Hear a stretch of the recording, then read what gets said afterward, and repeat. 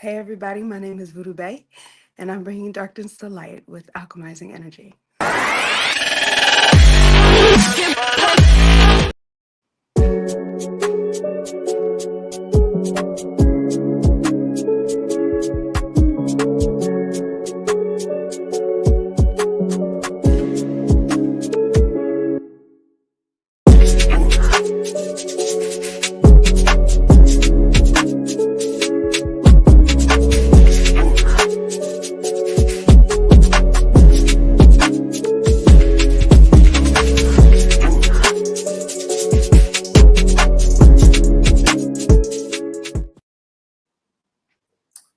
All right, welcome.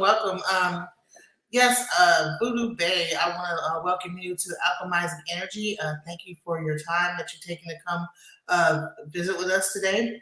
Absolutely. Thanks for having me. Yeah, so I met you on Facebook a long time ago. I would say maybe about maybe 4 years ago. hmm Time, Many years ago. 4 or 5 years ago. And since then, you've started a cosmetic line and become like a TikTok influencer with over 200,000 followers. hmm Yes, I'm so proud of that. So proud. So tell us a little bit more about yourself. We came to talk about like your upbringing and things like that about the cult like behavior that you experienced. But before we get into that, I wanted to like just really just get into who VoodooBae is and get into introducing yourself to our audience. Okay, well, hello YouTube. My name is VoodooBae, or Omitola Iyalaje is my Orisha name. I am a fully initiated Olorisha, daughter of Oshun. I am the owner of VoodooBae Cosmetics. I'm an entrepreneur. I'm a business owner. I am also an influencer. My main platform is TikTok, but I've been on Facebook for many years. I built my platform on the restoration of the matriarchy and the dismantling of patriarchy ideology. I'm an advocate for Black women. And, I do many things and wear many hats. Just depends on which day you catch me on.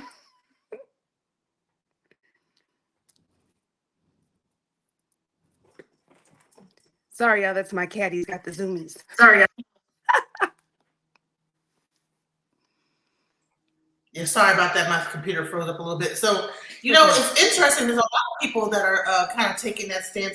Since then, since we saw you come out recently, we've seen another young lady, Princella Clark, come out with the same kind of ideology, and a few other content creators. I think Tanya TKO and what's the other girl?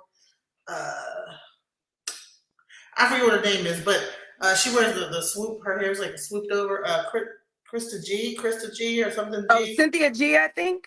G, yeah. Mm-hmm. So, there's like a big uprising of females that are, coming out and talking about these things. So what do you think is the main issue that is happening when it comes down to like female and the male patriarchy? What is kind of happening in that work realm? Patriarchy in and of itself is the problem. Um, Give me a problem and I can trace it right back to patriarchy. Give me a societal issue, give me anything in our societal structure, we can trace it right back to the foundation of patriarchy. Patriarchy in and of itself is a psychosis, and it can only breed psychosis. And so everything that you see happening in the world, everything that you see going on in the world is a byproduct of that very foundational.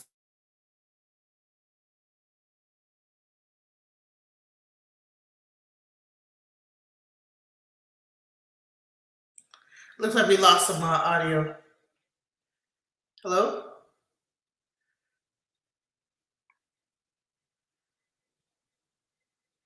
You must have got. Did you get a phone call?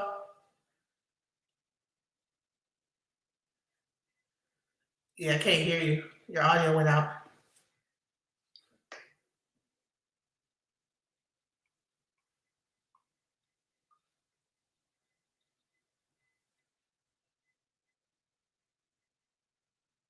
Let's see. Let me try to remove and bring it back. Hmm. Look, that's the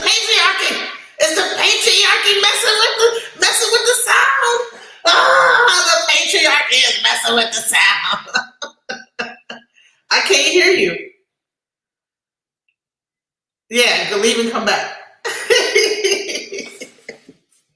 Y'all, listen, the patriarchy that mess with the sound, messing with everything, and see, we can't even get the show going without the patriarchy messing with everything.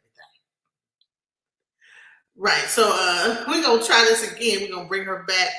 But yeah, VoodooBae. Let me tell you a little about how I met VoodooBae. Um, she actually was the person that introduced me to E5. Believe it or not.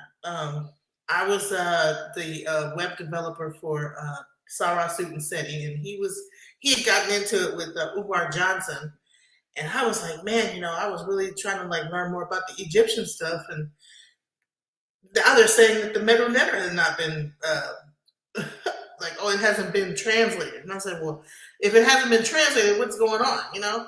So she was like, maybe you should look into E5. And that's actually how I met VoodooBae.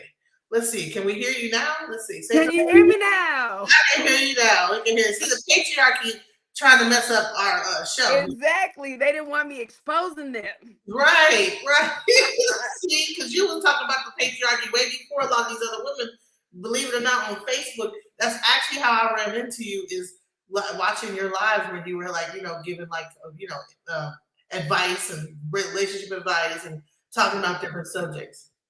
I've been talking about this subject for the better part of 2 decades, to be honest with you. I've been on Facebook. I was on Facebook talking about this for at least 15 years. So it has been awesome and amazing to see the evolution and to finally see women waking up, to finally see this becoming like a movement. Yes. But I mean, I've been on the front lines of this thing for a very long time. So we finally here. Right. But so one of the things that I that is the fact that you actually have been in a cult before. The thing that you say when you talk about that the United Church, the United House of Prayer, is that if you weren't born into this thing, you wouldn't know about this thing, and that really goes. So it sounds like you were raised up. So let's like talk about VoodooBae. Actually, what Akia Ma'at, what's your real your Akia Ma'at was how I knew you, aka Amatola. Mhm. What is your upbringing? What brought you? What made you actually even be a part of something like this? What's your upbringing? What's your background? So essentially, like I said, if you wasn't raised in this thing, you probably won't know about this thing because it's very generational.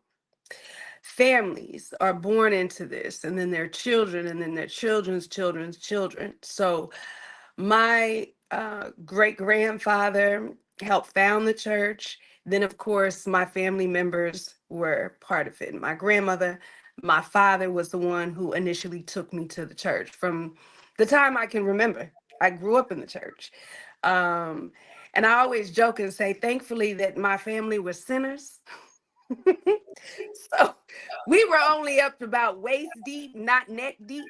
And what I mean by that is we weren't there every Sunday and every Wednesday, and our whole life wasn't wrapped up. We didn't live in one of their properties and, all of that thing, which, I'm grateful for because it gave me room to actually exit because so many people are so deep into this thing, generation after generation, that they really don't even have an out. And so, I grew up in the church, going mostly on, convocation, Easter Sundays, and stuff like that. But again, which amazes me that if you don't know about this, if you weren't raised in it, you wouldn't know about it because it's one of the largest churches in the country.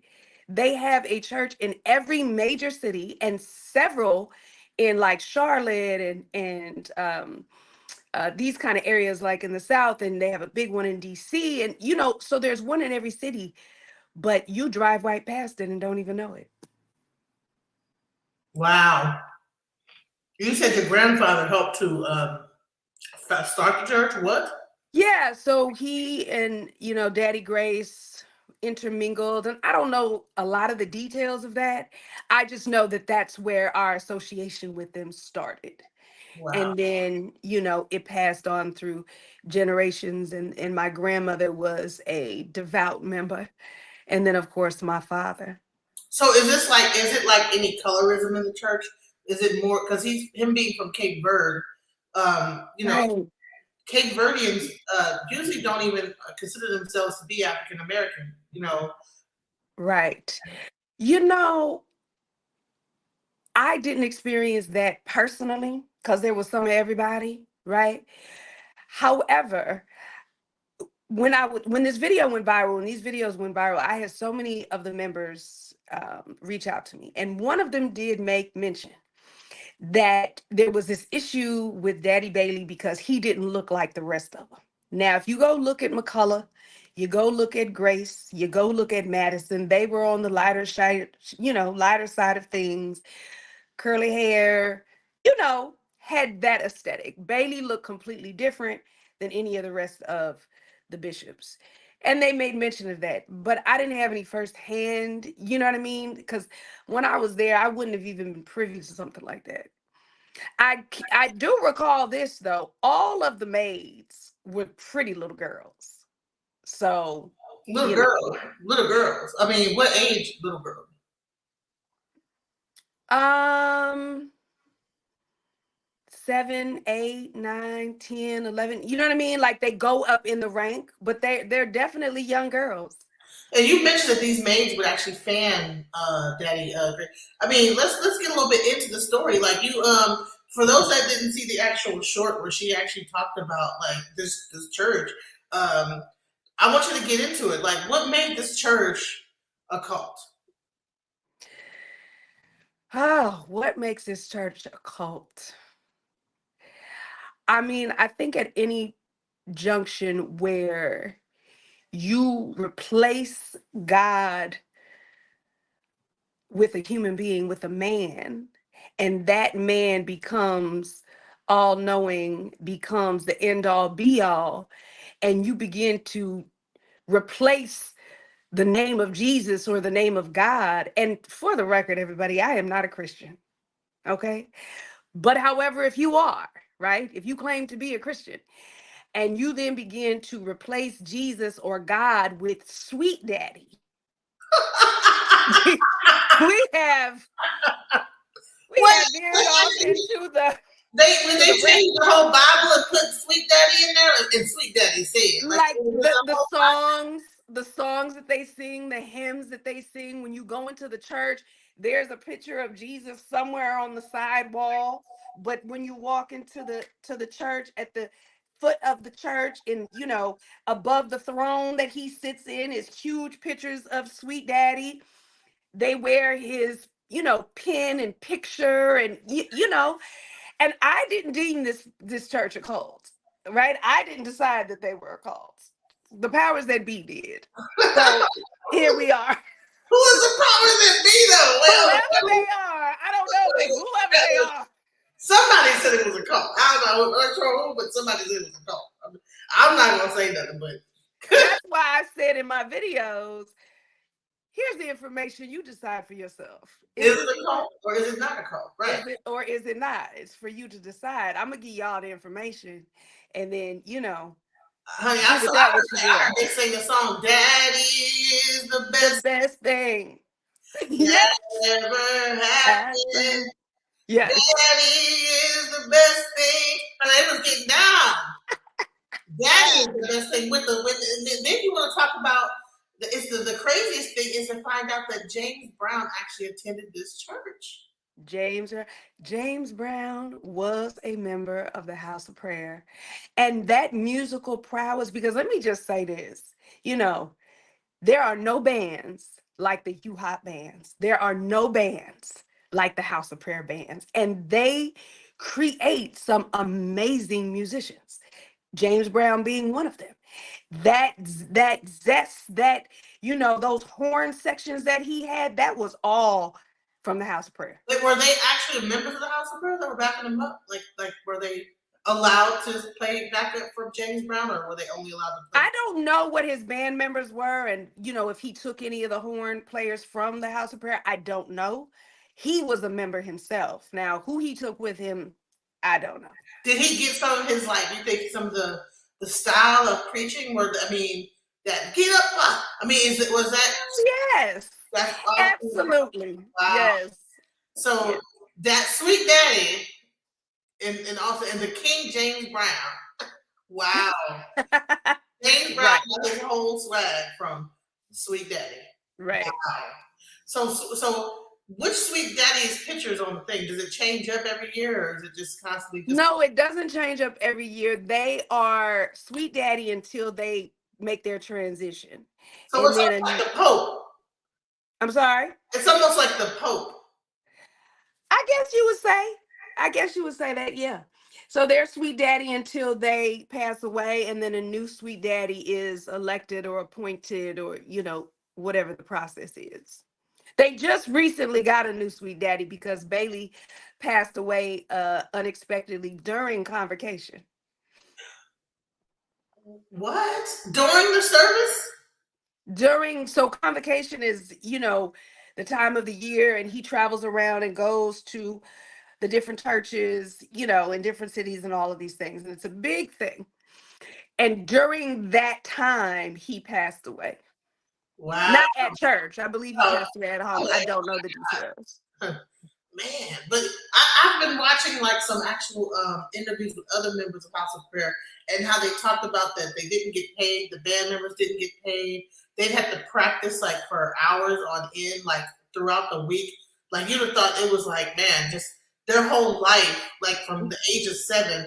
Like this Yeah, one guy, I think he was a piano player. Oh no, or mhm, a drummer. He said he had to practice from the age of 7 every single day for that band to be in that band. absolutely. It And he didn't encompasses learn their how whole to life. read or anything. It was all by ear. They had to learn by ear how to play by ear. Mhm.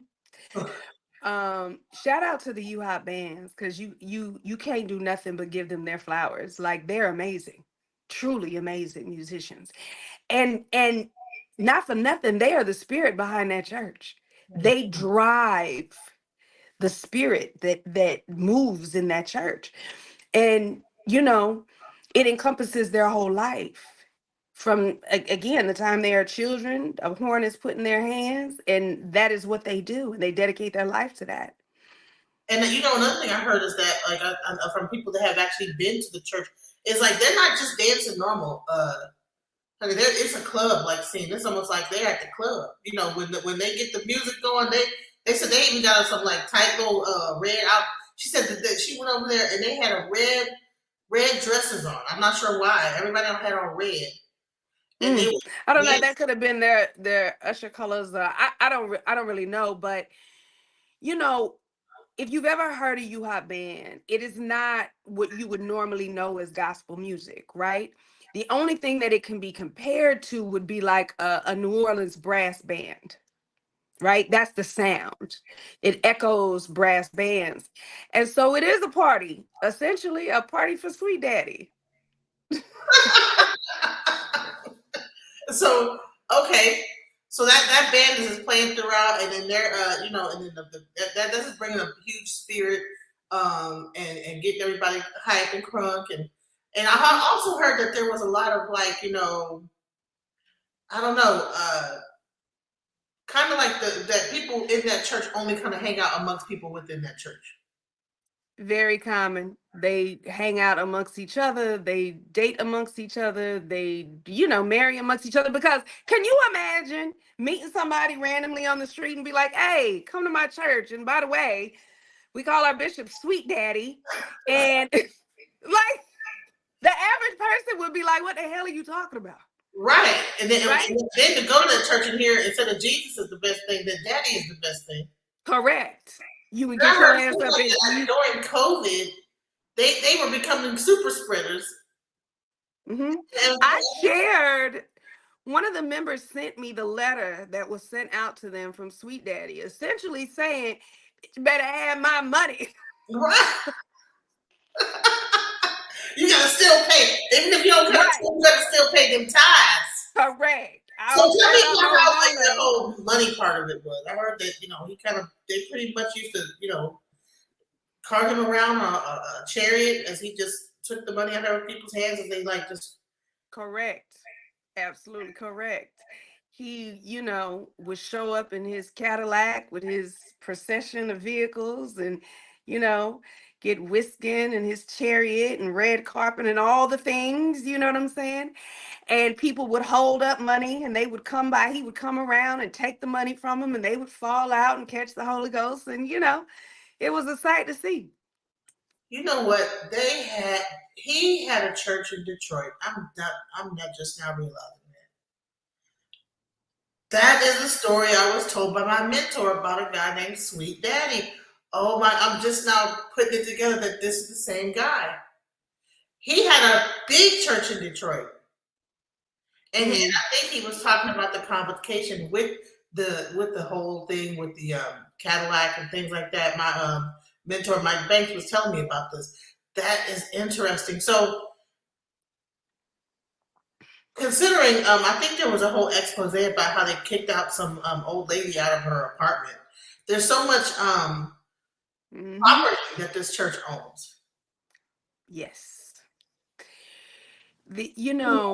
It's crazy. Like, because, and a lot of people will sell that as this great thing, right? Oh, they own their apartment buildings, they put their members in there, they do this, they do that. And true indeed. But when that becomes the jail you gonna rot in, is it really a good thing? So when I made these videos, right? The first one I made was a Stitch of Jasmine's video. I didn't put any extra into this video. It wasn't something that I curated. I didn't think about it. I wasn't, you know what I mean, going out of my way. I didn't intend for it to go viral, is what I'm saying. And it went viral. The reason I kept making videos was because immediately it went viral, members started reaching out to me with their stories, right? And talking about how they couldn't get out, talking about how their whole family was involved in this, how they live in these housings, and if they don't participate in the church or if they speak out, how they were attacked, how they will get kicked out, how they'll be ostracized from their family, how, you know, and that was what made me keep talking. That's what made me keep doing videos. So give us an example of like one of the families that and why? Why would they kick them out? Is it because they were unable to pay or give money anymore? I mean, you have to be an active participant. I mean, obviously, if you're getting a letter sent out during a global pandemic that tells you better bring your butt to church and bring me my tithes, I think we get the gist, right? So you can't just not participate. That's not how that works. And again, because these members kept reaching out to me and telling me their stories, was the reason that I kept making videos. I didn't, the video took on a life of its own. I didn't, I mean, I didn't put much thought into it in the beginning, right? But when you have so much of your life wrapped up in one place, you, and this place has deep ties. I've gotten death threats. I Wow. have been threatened. You know what I'm saying? Countless times because of these videos. And there's been so many, go to my videos and go through the comments. You'll see people saying, "Oh my God, I can't believe you're speaking. I can't believe you're saying this. Oh my God, you better watch out. You better be careful." Why would I need to be careful? Right. Why For a would Christian church. right? Why should I be afraid of a Christian church? What is gonna happen? Wow. And that just proves the point. That's a cult. Only a I cult. didn't deem them a cult, but y'all sure act like cult members.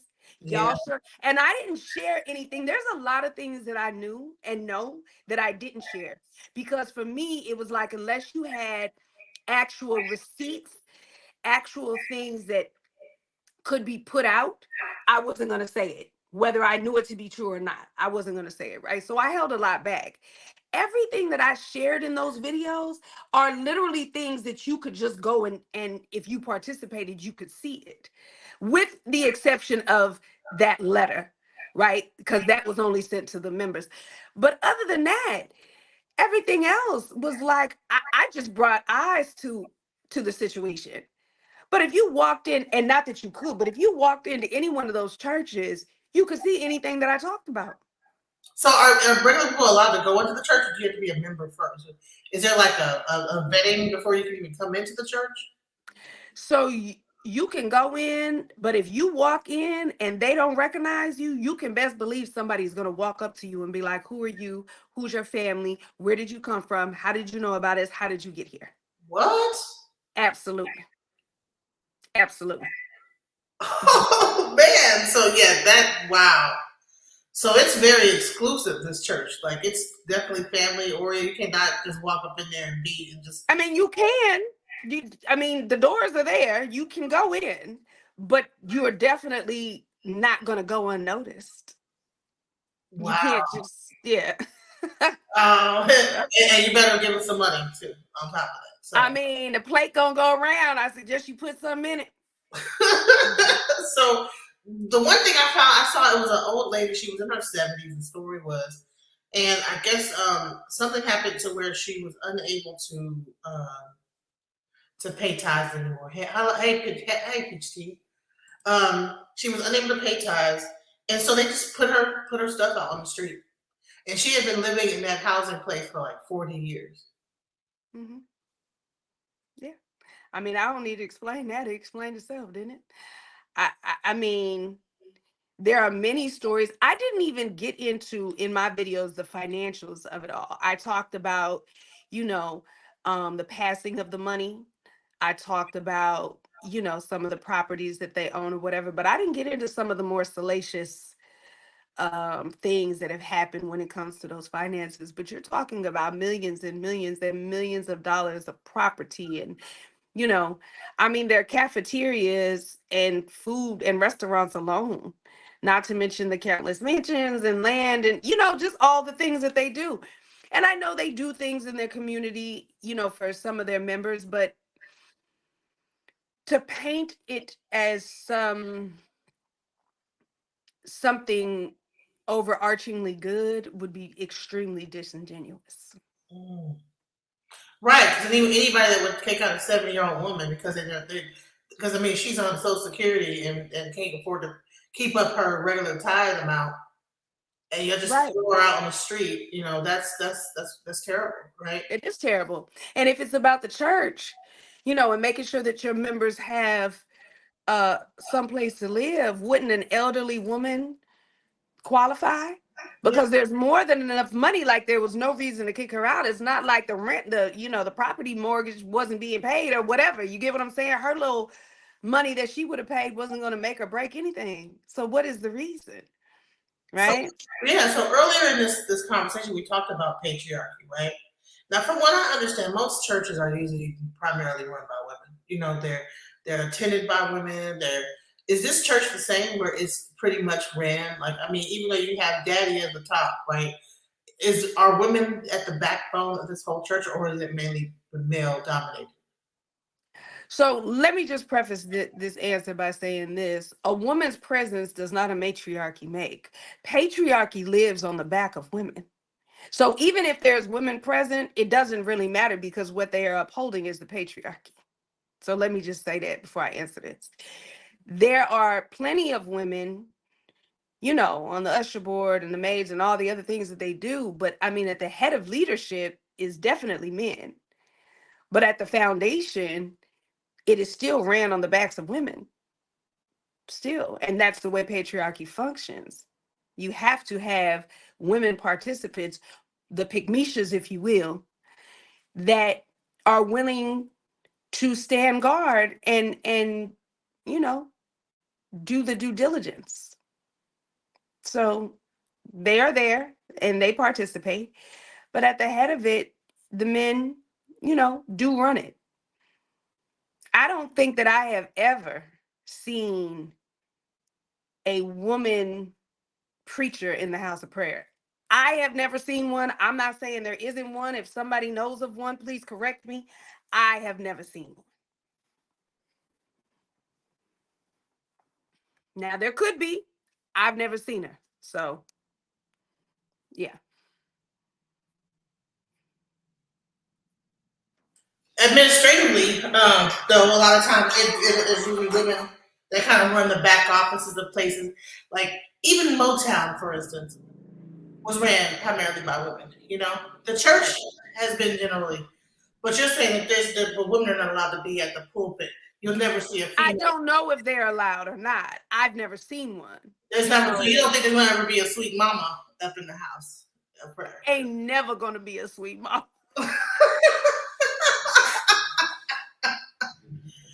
There's no Now change. I can tell you that. I can tell you that for sure. There's never gonna be a sweet mama. So, how do you think? How do they like pass down who's going to be the next sweet daddy? Because if you say that sweet daddy, one sweet daddy passed away, how do they determine who's the next sweet daddy? I believe there is some sort of election. I believe there is a board. I was under the impression before that the previous sweet daddy um selected or nominated the next one. But from what I understand now, there's some sort of board or he's elected.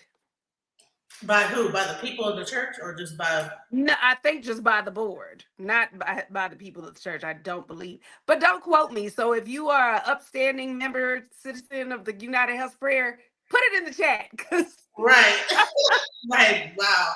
This so you this is a huge church that's probably worth billions. If correct, correct. if you combine all of it, I mean, it probably puts it's probably up there with the Scientology and the Jehovah Witness churches and Mormon. Like as far as the amount of churches that they have, 200 or more churches world countrywide, Mhm. statewide, and are they also have them overseas internationally as well? I don't know. That's a great question. I don't know. Hmm. I know they have over 200 churches here in the US, one in every major city. And like I said, several. And Charlotte is kind of like a hub for them. But they're in Savannah, they're in Charlotte, they're in LA, they're in DC, they're, in South Carolina, pretty much everywhere you can think. So okay, you started off in the house of prayer, and now you're called VoodooBae. How does one transition from such an exclusive church with such a tight rein on people where you can't do anything, your money goes to the church, you only talk to people that's within the church, this basically like so tightly wound where you pretty much are spending every single day at this church, correct? Because I'm sure the church like that, you got to go to, they probably have a program every single day that you got to go to, especially kids.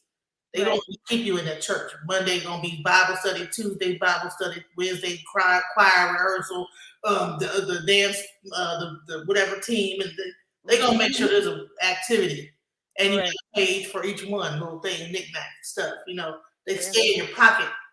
You know, Yeah. That's why I said early on, thankfully, my family were sinners. So we were only about waist deep into the church, not neck deep. So because my father was the way he was, we weren't there every day all the time, right? So it put me in, and my mother wasn't a member, so that was also the thing. So when my parents split, I no longer went to the church because I was with my mom, and so I didn't go anymore because my father was the one who I went with, and once we were not living in the house with him anymore, that ended. So, but I was always a curious one. I was always the one asking questions. I was always the one that was like, yeah, this don't make no damn sense. Okay. And why are we calling this man sweet daddy? I'm so confused. Um, and I just never was really fully with it, to be honest with you. You know what I mean? I always was kind of side eyeing the whole thing. Love the music, love the food, whatever, whatnot. Um, but I never was bought in 100%, which is, the reason why I was able to leave. And I left when I was fairly young. I was a young teenager, 12, 13, when my parents split. So, it made it easier for me to leave. So, what made you get into African spirituality? That's a huge leap from being in the house of prayer, a Christian, not only just a regular Christian, but into like a Christianity where it's almost like you worship Sweet Daddy, to Ian Ifa, a high priest of Ifa. How does that transition one make? Oh, was it a journey? So I'm gonna just say this, and they can be mad if they want.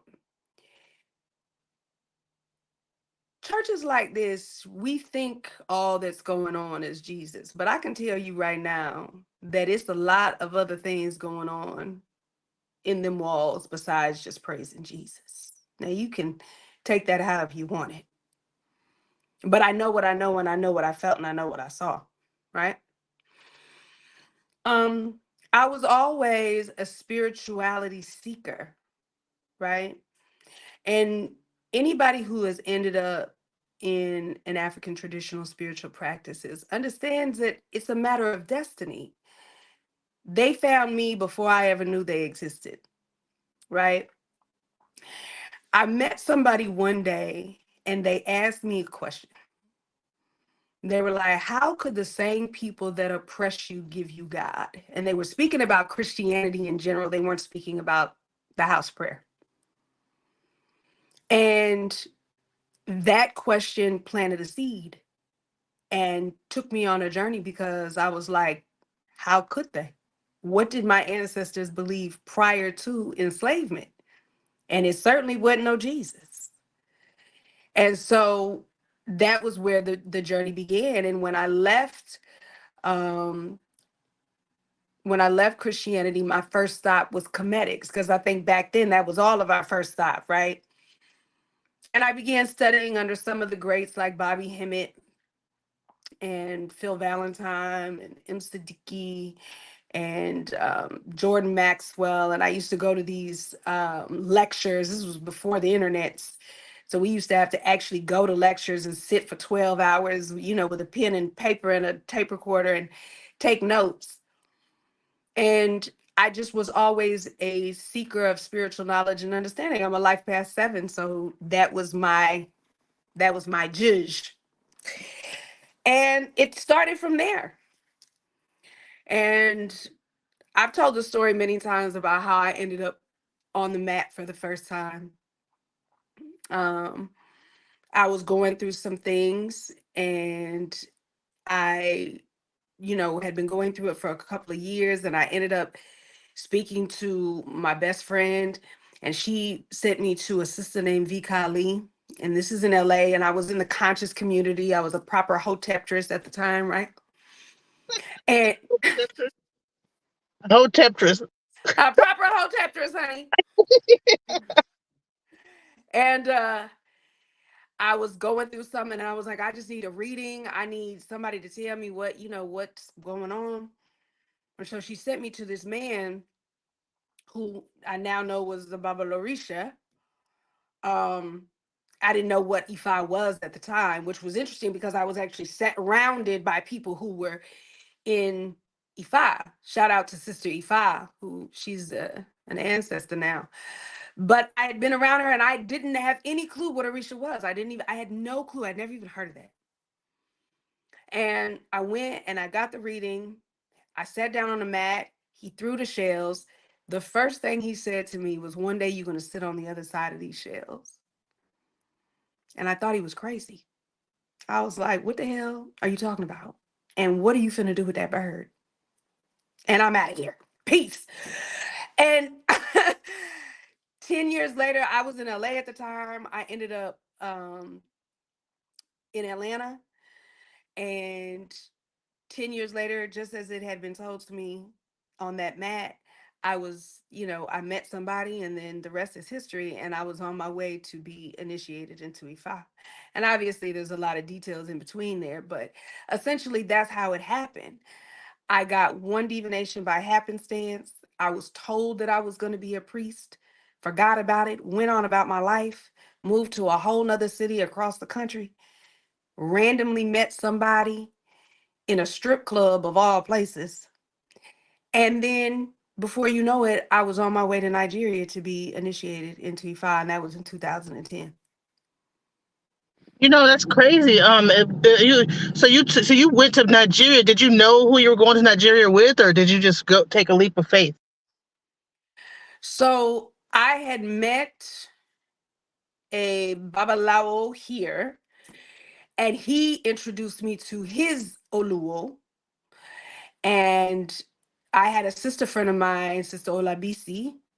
She is also an Egu now. She made her transition. her and I went together. I mean, I had met them here in the States, right? We had done some work here in the States, but I had been to Africa before. I gave birth to my daughter in Ghana, so I had been to Africa before, but I had never been to Nigeria. I didn't know any of them, like that. And so in essence, yeah, I took a leap of faith, but I wasn't afraid. Like I knew clearly what I was doing, and I was following my Ori. And yeah, made Ifa in 2010, made Egbe in 2012, initiated to West African Vodoun in Owida in 2013, made Oshun 2018, made Olokun 2021. So it's a continuing journey. But it all began with one divination in like 1996 or 7-ish. So what Uh-oh, you broke up. to it is voodoo? You totally broke up. Voodoo. You say you got initiated into voodoo. And to West African voodoo, which is not the same as Haitian voodoo, right? But more so connected to like Mami Wata in Benin Republic. Okay. Mm-hmm. Okay.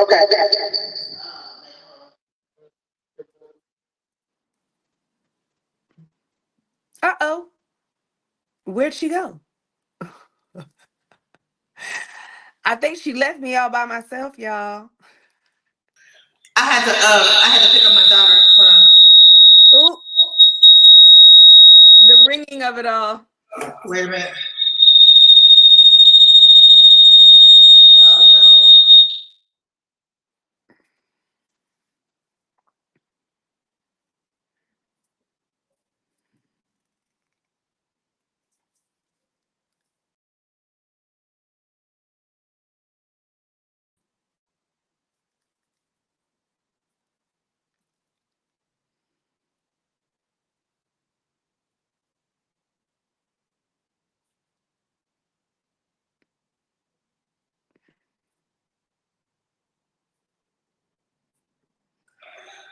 All right. It's still doing it.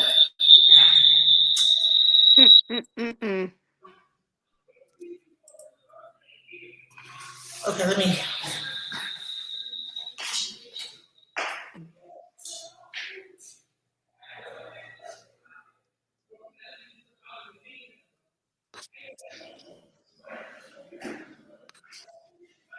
Okay, let's try this again.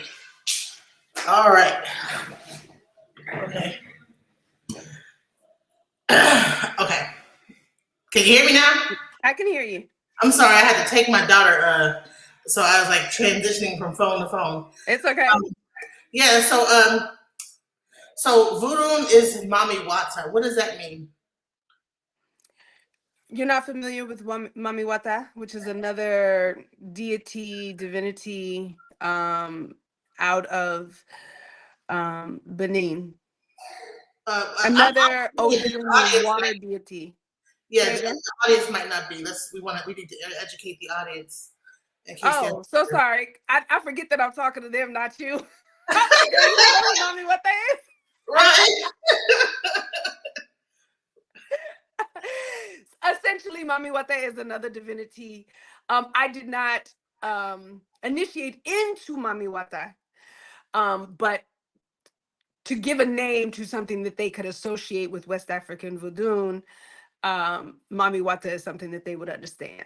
So she's another ocean divinity. Um, yeah. Similar to like Yemaya or something in Ghana. Similar, yes. Go look her up. Different energy, like different energy, but in essence, similar. Okay. And what made you have to? So it looks like you went to Nigeria. You got your egg, you got all these different orishas and crowns and different things. And then what turned you to get the stuff to in Voodoo? Like, what made you get into that? Like, did you meet someone and they said, "Hey, you can do this," or did it come in the reading? Like, how did it even? It's all destiny. It all comes out in that way. I never I was never seeking those things. You know, some people find out about it and they're looking. I was never. It always found me. And I just heeded the call. So we have a saying that the Orisha's words do not fall on the ground. When something is told to me on the mat or in divination, I listen. Right. So they So every explain to them what the mat is, because you're saying the mat. They might not know what the mat is. right, to sit on the mat, when we do divination, there's a literal mat that we sit on, but it is also a phrase that we use as a metaphor. To sit on the mat means to sit at the feet of the Orisha and get idasa or get dafa, get divination, get a reading. Right. And so Dafa, a reading is very detrimental or a very central part of like the E5 tradition, correct? Correct. Correct. I mean, it is, you know, it is the mouthpiece of the Orisha. Mm. And E5 being an Orisha itself speaks to the person to about her his or her destiny, correct? Correct. Rumila is an Orisha like every other Orisha. Ifa is the binary system. The binary system. Interesting. So just like a computer, right? Zeros and ones, right? Yeah, absolutely. I mean, all computer systems are fashioned after Ifa binary system. That is where they get the code from. So when you decided to get into this religion, coming out of Christianity, what was the what kind of a backlash did you like experience? None really, not me. So I know a lot of people, and I just say that for me because I was pretty much a rebel my whole life. I did whatever the hell I wanted to do, and flew by the seat of my own drum, right? So I didn't deal with a lot of that. Now of course, in general life, because I was really immersed in the Black conscious community prior to initiating into Orisha, right? Um, and I didn't have a lot of super uber Christian friends. Now, on a general basis, yeah, people um had said what they had to say, and I was doing this thing before, you know, Beyonce made it popular, right?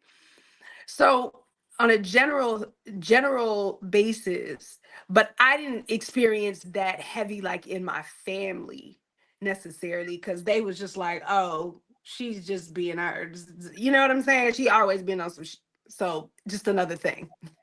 I have a question too. Is that okay? So we talk about patriarchy. We talk about it in church, even though that church is more of a cult like group. Most Christian churches are headed by men, with the women kind of like running things and kind of like running things. Is African spirituality any different? Say it again. Is African spirituality any different when it comes to patriarchy? When it comes to the men and how they run things? So the unfortunate truth is that patriarchy is in everything everywhere. And it has seeped itself into everything. And if you don't identify it, then you would think that that is the way the tradition is supposed to be, but it's absolutely not. um this is why we see this elevation of Ifa or Urumila and the Babalao to this place of superiority in these traditions. This is patriarchy. This is um, the byproduct of patriarchy inside of Orisha tradition itself. Because essentially, what we know is that the Dilogun, right, the Irin Dilogun, which is the Kari cell divination, predates the Ikin and the Opwele, which is the divination system of the Babalawo. The Olokan and the Olorisha predate them. And who were those priests? Women. And you know, if you get into the dogma, I'm not religious. I'm spiritual. You get into the dogma, then you participate in the patriarchy that is inside of African traditions, African traditional spirituality as it pertains to Ifa or Orisha practice. But if you understand the esoterics, if you understand the foundation of this thing, then patriarchy and those ideologies really have no place. And things have been manipulated um, and twisted in order to elevate men in this tradition, in the culture, and in everywhere. And we have to actively fight against that. And that's why I tell women all the time, if you're coming into this tradition, find a place where women are in leadership, not where they are in servitude, where they are in leadership. Would Because otherwise, you are just participating in patriarchy all over again. what would you say that's with every spirituality? Because I mean, I tend to think that women are more spiritual than men They are. are. They absolutely are. And that was always known, that women are spiritually superior to men.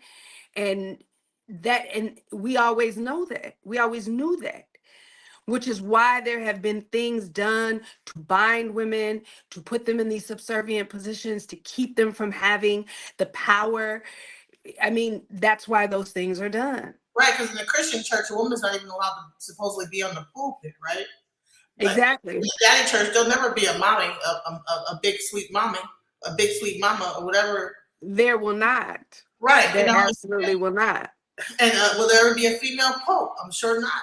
But I'm sure not. the nuns pretty much, hey, they'll pray for you. They'll in a group and as females and dedicate their whole lives to virginity and this, that, the other, whatever they're doing. Um, and then you have like when you go into the Baptist church, you have all the big mamas that are kind of supporting that pastor. Like if you actually look at the whole construct of spirituality, women are the driving force. Mhm. So so it's interesting to find that somehow a man would place himself at the top of that and want to be worshipped. It's ridiculous.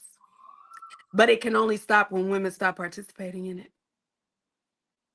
I mean, men gonna do whatever we allow them to do. And I will always tell people this: when men are in power, women are in danger. That is what it is. It has been proven time and time again. And these pastors, preachers, and babalawos get away with so much, it doesn't even make sense. And now, as we see this movement with women, this awakening of women, we women priests, we are out here, we are active, we are running our houses, we are doing the thing, right? And if you're coming into these traditions, find us. Get in a safe space with women where you can be elevated to, the place that you need to be, and taught properly. A person who is trying to oppress you cannot give you freedom and liberation through spirituality. And I've told this story several times about this Babalao that worked at my temple. And he had just had a baby. And so we were all congratulating him, and his face was kind of like, you know, squeezed up. And I was like, "So what's wrong?" And he says, "Well, I had a girl." And I was like, "So what's wrong with having a girl?" And he was like, "Well, I'm a Babalao. I wanted to have a boy so that I could teach him Ifa." And I said, "Well, in Ishashi, we crown Iyanifa. Why don't you just initiate her to Ifa and teach her Ifa?" And he says, "Oh no, you can't teach a woman Ifa deep, because then she will puff up her chest and won't obey her husband."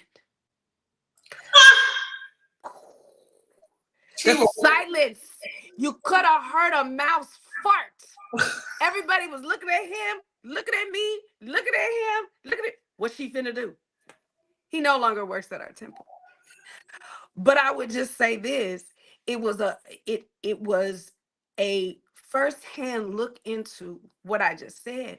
The same people that want to oppress you cannot give you liberation. How could a person who believes that by teaching the very thing that you are coming there to learn would make you not obey a man? They'll never give it to you. You cannot liberate somebody while trying to oppress them. And women have to understand, just because, and I had to learn this, just because you're coming into African spirituality does not mean that you are not dealing with patriarchy, because it is the most stealth, diabolical psychosis that affects us globally. It is everywhere and in everything. And it's interesting. One part of like that Ifa aspect of the E and Ifa, that story. If people don't know, there's a thing called Odu, which is actually the word, right? Mm-hmm. People say that if you're a woman and you get initiated, you cannot see Odu because Odu is jealous, and Odu is the wife of Oromila, and she's jealous, and I guess she'll try to kill you if you look at her. Some kind of crazy story. And it's like, what? How? And this is, and again, the five evangelists and the dogma and all of this, and they will argue this point, right? But here I'm an Ori evangelist, and Ori is the thing that we turn to first and foremost. And what is Ori? Ori is your head, that voice inside of your head. And when you tell me some nonsense, and my Ori says, "Baby, I don't think so," that don't make no damn sense, right? So the whole old story of Odu, it doesn't make any good logical sense. At the end of the day, how are men going to tell women that they cannot see women, womb, that which we are? You are now gatekeeping from us. You are not going to ever tell me that men were assigned with being the guardians of the womb and the woman. No, it is being coveted because it is the power. And they know the power of the word in the womb, which is Odu. And I've went round and round about this, and I don't even argue with them anymore because you can't tell me what I already know, right? And I'm not religious, so whatever. But you know what? If you believe whatever you want, believe whatever you want, but it's a no for me. And at the end of the day, I had this, I hate this word download, but I had this epiphany. And I was like, what if Odu is the woman who's been kidnapped and being held hostage? And they made up this story so that nobody would come looking for her. Wow. And it just sat on my spirit like, wow. What if it's our job to free her, right? Because at the end of the day, you cannot tell me that I cannot see myself. Wow. So there you go. And that is a controversial thought. That is a controversial thing, but it is what it is. And I am for returning these traditions and the world in general back to its natural state. And we are living in the upside down. So be mad at your mother. And it's the year, what is the year of the age of Aquarius, and so the women are starting to kind of like come out and like be like, wait a minute, this ain't right. What I'm being told is not right. I don't believe right. it. Whereas before we weren't doing that. And also, I was going to say is that if you actually equate Odu in that whole story, it's like, you know what, in the beginning, if you go to Christianity, in the beginning, the word was God, the word was with God. Wait, the word was with God and the word was God. Correct. So that means that we can't see God? Is that what they're saying? The Black woman is God. The divine feminine, the feminine energy is God. And I don't care. The divine feminine doesn't have an equal opposite. We only have creations of and mutations of us. And so at the end of the day, the word, women speak incantations. We give birth to things through our words and through our wombs. I am not so dogmatic that my Ori doesn't work and that I believe every single thing that you lay at my feet without critical thinking. No. And I don't suggest any woman does that with any spiritual practice. I don't care what it is. If it don't sit right in your spirit, ask questions and ask more questions until it makes sense. And if it don't make sense, don't eat it, sis. Listen, I'm going to be having a young lady on here called the Pashada, and she was a part of the Hebrew Israelites. Ooh, Lord. We are doing a cult-like behavior on her, and I would love for you to be there. So I'm not sure if you got to see some of the things. This series I'm doing, I'm talking to different women that have been in these cults. cult. In the series it's called Cult Like Behavior. The first person I interviewed was a lady that was in the Dr. York, the Malachi Mm, Wapian Nation, and it is just baffling to me how these cults they start off. I'm not sure if the person starts off with a good thing in mind, and then it gets out of control, and then it becomes a weird sexual thing. Where because once they get this so much power, they want to exert power, especially over young girls. mhm. And I never understood that, you know. Absolute power corrupts absolutely.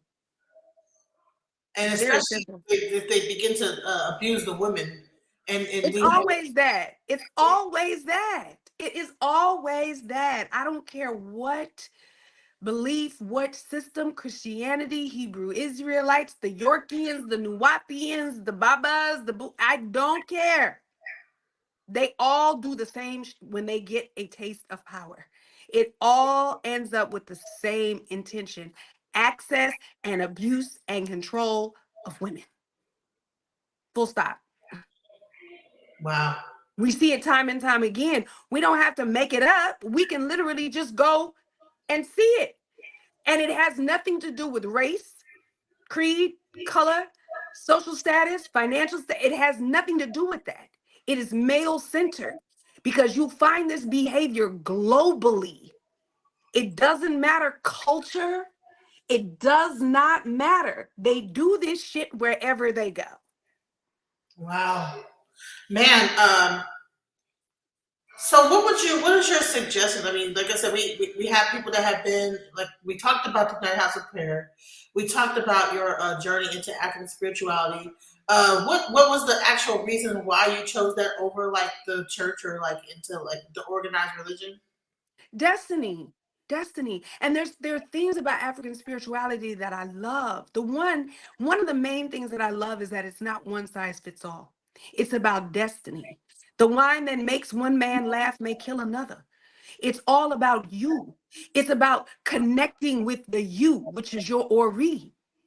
Speaking of Ori, come to my Ori class on February 25th, 3 Yes, p.m. Eastern Standard Time. we're about to wrap this up because we only But need to do this for an hour. But I wanted to like to really get like a great closing when you talk about all these different things. I wanted to like talk about what led you into these things, your early life, and then where you are now, and what your plans are. One thing that you talk about is like men are emotional. So yes, I we are. usually have T-shirts that say "Emotional," HEMOTIONA. So let's talk. So let's. Where is VoodooBae right now? Where am I right now? I am on the front lines of creating the blueprint for the matriarchy moving forward. The solutions to the problem. We've identified the problem. We've talked about the problem for long enough. What are we as women going to do about it? What are we creating together that is going to be our solutions, looking to each other, creating sisterhoods, creating spiritual houses and systems and structures that protect us? We are on the front lines of a revolution that is shifting this power structure. And we have to know what we're doing. You can't know where you're going if you don't know where you've been. So, creating a blueprint of understanding of what a matriarchy looks like, because a lot of people think that just the presence of women makes a matriarchy, and it does not. But helping women unpack their internalized misogyny, misogyny, their internalized patriarchy that they, perpetuate on themselves and other women, learning how to be in sisterhood, healing the mother wound, all of those things.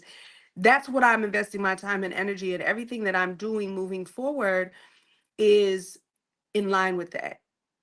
I have a book coming out, The Power and Promise of the Feminine.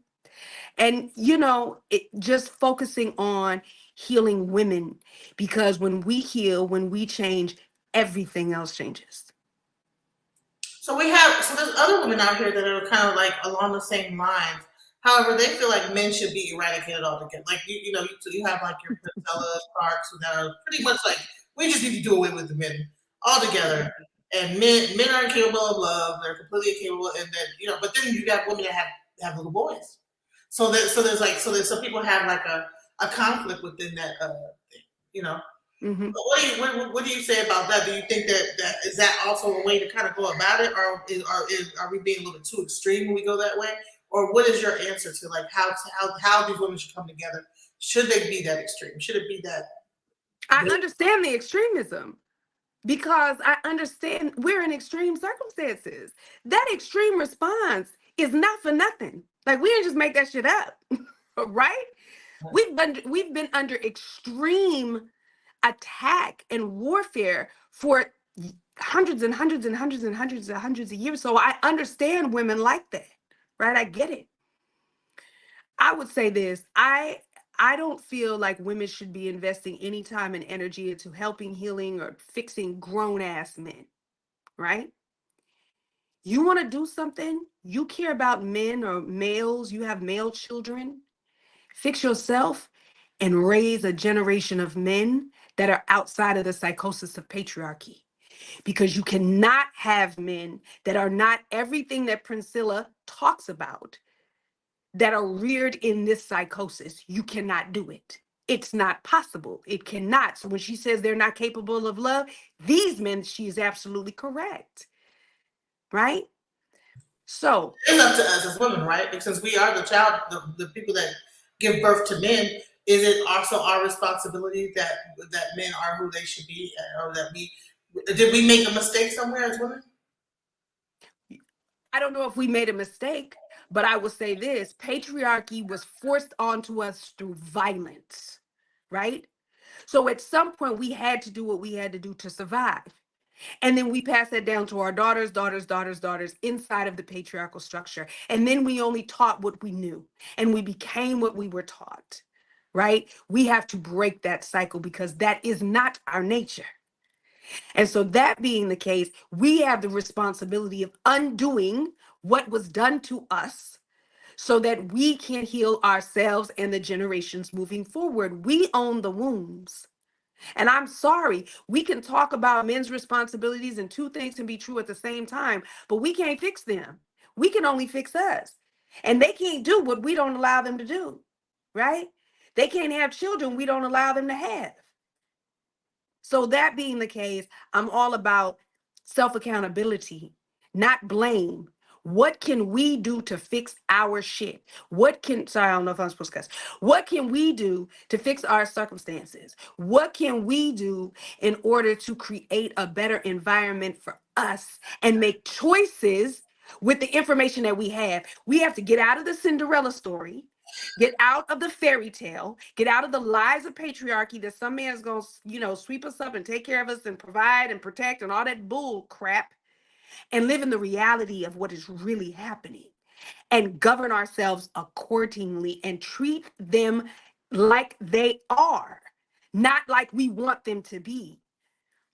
And when we do that, we will have greater success. We treat men like the potential in the fairy tale that we see in our minds and not who they have proven themselves to be over and over again. Like a sweet daddy. Like a sweet daddy, baby. We all out here getting pimped by a sweet daddy. And that sweet daddy is called patriarchy. Right. So bring it full circle. So bring it full circle, baby. Patriarchy is bring it back to sweet daddy. Cult-like behavior, okay? And that's what it really boils down to, is that we as women tend to join cults. Because when I see all these different cults, who is at the forefront? Who is the main one? Holler? Women. Yes. It's that male worship. Bring our children into it. We bring our kids and we raise our children in this because some guy said their name is Sweet Daddy. Child. Who you think wrote Daddy is the best thing that ever happened to me? You think it was a woman or a man? Yes, the best. Who you think replaced Jesus with Daddy, honey? You think he was messing with that woman that was like, and she was like, Daddy? She was probably playing the day on piano and was like, Daddy. Yeah, and she went from the bottom of her soul. She sang a whole song. They don't even know there's a whole story behind that whole song. Yeah, I cannot. I'm messing around. But thank you so much for having me. I appreciate it. There's so much more to talk about. And I really hope women are finding themselves and finding their voice and feeling the energy that is happening right now. So, yeah. Well, Voodoo Bae, I want to thank you for alchemizing energy with us. I appreciate you. We gotta have you back because we want to talk some more about this patriarchy thing that we got to get a hold of. Okay, we got to control. Anytime. Anytime. That'll probably be our next subject, and we'll probably come here with some more guests that we can all like just have like a whole girls' night out. We just talk about this. Sounds good. Especially with all that's going on YouTube, people making 45 videos about some man that was crazy as heck. So we'll talk about that a little later. Thank you so much, VoodooBae. Give us all your social media. Where can we find you? So, The Real VoodooBae. No underscores, no numbers, no letters, no extra nothing. Just The Real VoodooBae on all platforms. I'm on YouTube. I'm on TikTok. That's my main platform. And Instagram. So you can follow me on all of those places. And if you're into cosmetics, of course, this is one of my lippies, Coven, VoodooBae.shop. Spiritual products, you can find me on Etsy at VoodooBae Apothecary. You know, link in my bio. You can find all the things there. Okay, and so also, could you paste in the? Well, you know what? Was it VoodooBae Cosmetics? VoodooBae.shop is the cosmetics. Okay, we're gonna put it all below on the YouTube. Also, this lipstick, this beautiful lipstick you're wearing, it's red. Thank you. Is that also a part of your cosmetic line? It is. It's called Coven. Yes. All right, you guys. Thank you guys for watching us. Thank you, VoodooBae, for attending. This was great. Absolutely. I will be, back hopefully if you have me back. For sure, I definitely will. All right.